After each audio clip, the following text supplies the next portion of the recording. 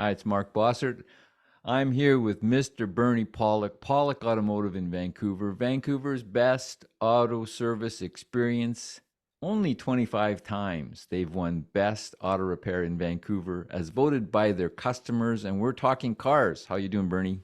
Doing very well.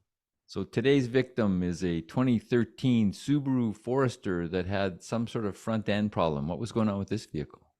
So the vehicle came to our shop with a couple of issues, one of them being a very severe clunking sound when you made turns. It's a very sharp clicking sound, pretty distinctive CV joint kind of noise, but very loud and noticeable. Actually, this one was so bad, you almost didn't need to make a turn when you accelerate. There's like a click, click, click, click, click. So loud, in fact, I kind of wish I had a tape recorder. I'm old. Recording device to tape the sound because it would have been a perfect thing to share with our customers who have noises. Anyways, that was the issue. So, did you have to do any testing and diagnosis before you start working on it?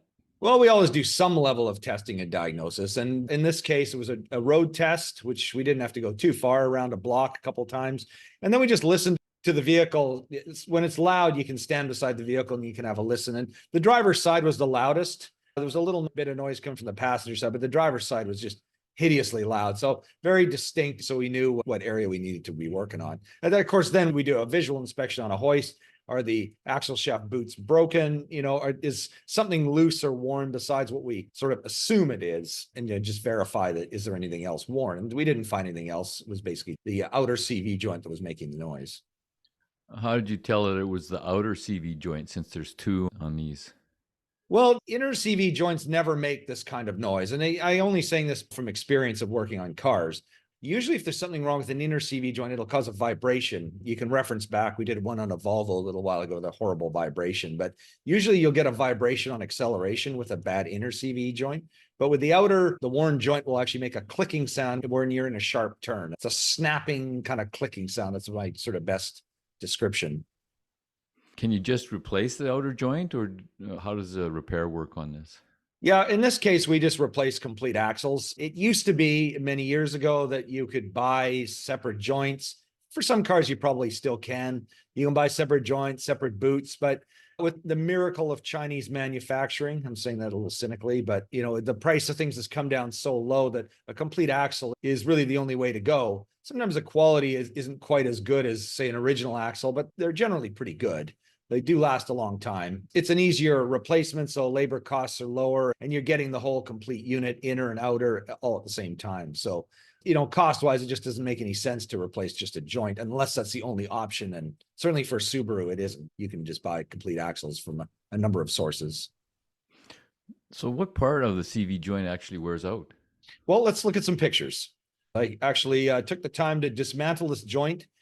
It was so bad, I figured this would be a good thing to show our audience. So there is the driver's side axle shaft. The actual passenger one is exactly the same size. That's kind of the neat thing about a Subaru being a flat four boxer engine. The way it's designed is the axle shafts are exactly the same length because the transmission sits right in the middle of the vehicle. So it's part of the geometry of a Subaru, makes it work well that way. So kind of getting the camera a little closer, this is our outer CV joint. So there's the boot. Now, frequently, the boot will rip or tear, or there'll be grease coming out of it, and that'll be an indication. Once that happens, water can get in and cause the joint to wear out. But in this case, the boot was in good shape. And I might just make a note here that CV boots used to be something we'd replace quite frequently also because the boots would crack and wear out. But CV boots last a long time. They make them out of good materials, so they last a long time. And this vehicle, the CV boots were original. So going a little further, after taking the boot off and disconnecting the axle, this is what the CV joint looks like. So you have your outer piece here. There are 8 ball bearings on this one. Most of them usually have 6, but I noticed these ones have 8. So I think this is a kind of a new, been a while since I've taken one apart. This is a new, more robust way to make a CV joint, I think. And it actually took a lot more work to take it apart, trying to get all the things apart. You have to kind of twist things apart, but there's basically an outer race, an inner race, which is here, and then a cage that holds all the balls. And so you can see this is twisted quite sharply. This would be how the axle would sit on a very sharp turn. Next picture, we've got the assembly here. So these are all the pieces. And you'll notice there's, if you take the time to count, there's 7 balls here. One of them flew away along the floor. I didn't bother to look for it. Since we're not putting this joint back together anyways, it was just here for pictures. But there's basically 8 balls. They sit in this cage. You can see the inner race and then the outer race isn't really the right term, but the grooves where the balls ride. The next picture we have is, here's a close-up of the outer. You can see a little bit of wear. So the balls, again, sit in this area here. There's no wear here, but we're going to see the actual wear on this joint. It's very, very noticeable. The next couple of pictures. This one has a slight bit of wear, so you can see where the balls have been rubbing. There's a couple of worn spots here, but the really bad one, and this is where the clicks come in, is this. You can see, I think you can see this like actual, and I'm moving my mouse pointer around, actual chunks of metal that have actually worn off. And this is what causes the clicking sound. The joint sort of shatters or back and forth when it's worn. If you have a bad clicky CV joint, when you take it apart, you'll always find either the outer or inner race will have this kind of wear. So that's basically our picture show. So CV stands for constant velocity. So how often do you see these kind of joints wearing out on any car, let alone just a Subaru? They don't wear out very often anymore. It used to be very common 20, 30 years ago, especially Japanese cars. They would wear out by the time you hit like 100,000 kilometers, 60,000 miles. A lot of them would be worn out. They'd be clicking and clunking and sometimes even sooner. But on modern vehicles, they don't click and clunk very often. It's, you kind of go, oh, wow, it's a bad CV joint. I mean, we do a few of them, but it's kind of rare compared to what used to happen.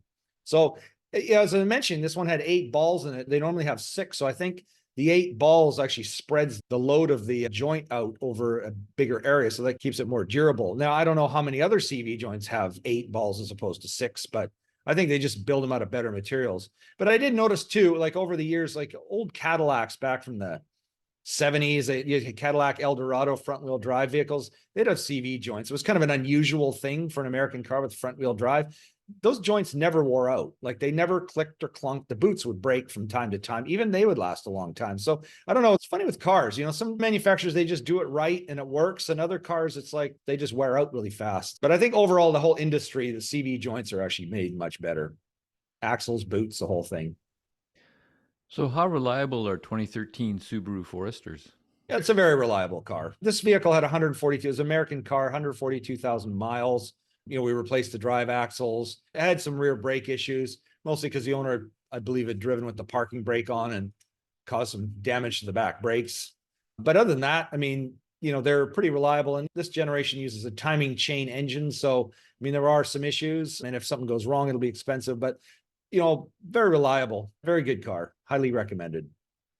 If you're looking for service for your Subaru in Vancouver, the guys to see are Pawlik Automotive. You can reach them online at pawlikautomotive.com. You can book your appointment right there.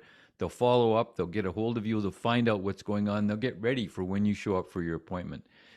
You can call them at 604-327-7112.